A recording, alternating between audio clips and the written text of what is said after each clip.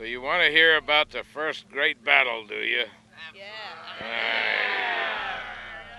Well, as you know, you're sailing aboard the flagship of the Conch Republic Navy, and that flag that flies from our foretops, that's what we proudly fly, have been for the past 19 years. It all started back in the last century, back in the dark days of April of 1982, when the United States Border Patrol placed a roadblock at Florida City, the only highway that comes down to the Keys. And they were stopping every car that came. Supposedly they were searching for illegal aliens. But mainly where they were searching for these aliens were in people's luggage and especially in their ashtrays. Well, even folks that have nothing to hide do not want to go through being backed up for miles in traffic and having their cars and belongings all pulled apart on the roadside. So as a result, folks quit coming to Key West, and that was in the middle of our season. We were on hard times. Key West turned into a ghost town. You could shoot a rifle down Duval Street and not hit anybody. It was a sad sight, and we were all on the verge of starvation. So our mayor at the time, the Honorable Dennis Wardlow, being the intrepid soul that he is, he protested, and he asked the folks up in Washington to please take the roadblock away so we could make a living here, and they ignored him. Well, this went on for several more weeks, and Governor Graham, he also protested it and asked him to take away the roadblock, and they ignored him. Well, this went on and on. It had gone on for about 4, 5, 6 weeks now. We were on very, very hard times. So finally, our mayor sent a proclamation to Washington, and it read something like this: the U.S. Border Patrol is used to patrol the borders between the United States and foreign countries such as Canada and Mexico. Since you've placed a Border Patrol roadblock between the mainland and the Florida Keys, it's obvious that you consider us, the people of the Keys, to be foreigners.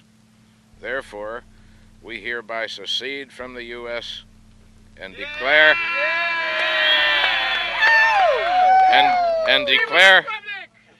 And declare ourselves to be a sovereign, independent nation, which shall be known as the Conch Republic.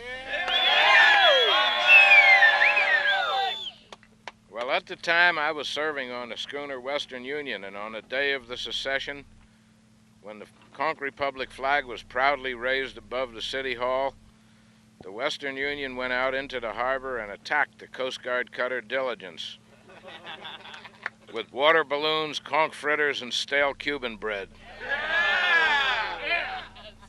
The first water balloon knocked the OD's hat off. Well, he ducked down behind that bridge, and he came back up. He sounded the general quarters alarm, called his crew to battle stations, and broke out the fire hoses. It was a glorious battle.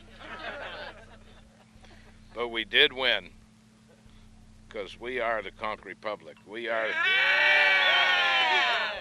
and we shall always prevail over the forces of evil. Immediately after this great battle, we surrendered, and we applied to the U.S. for $1 billion in foreign aid and war reparations, which we're still waiting for.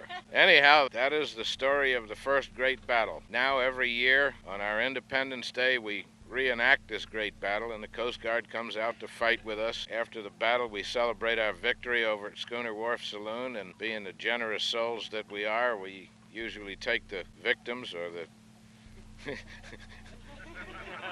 the defeated enemy sailors, and we commission them into our Navy. By the way, I want everybody to know that in all seriousness, we appreciate what those Coast Guard guys do 364 days a year. But be it known that on the 365th day, their ass belongs to us. Long live the Republic!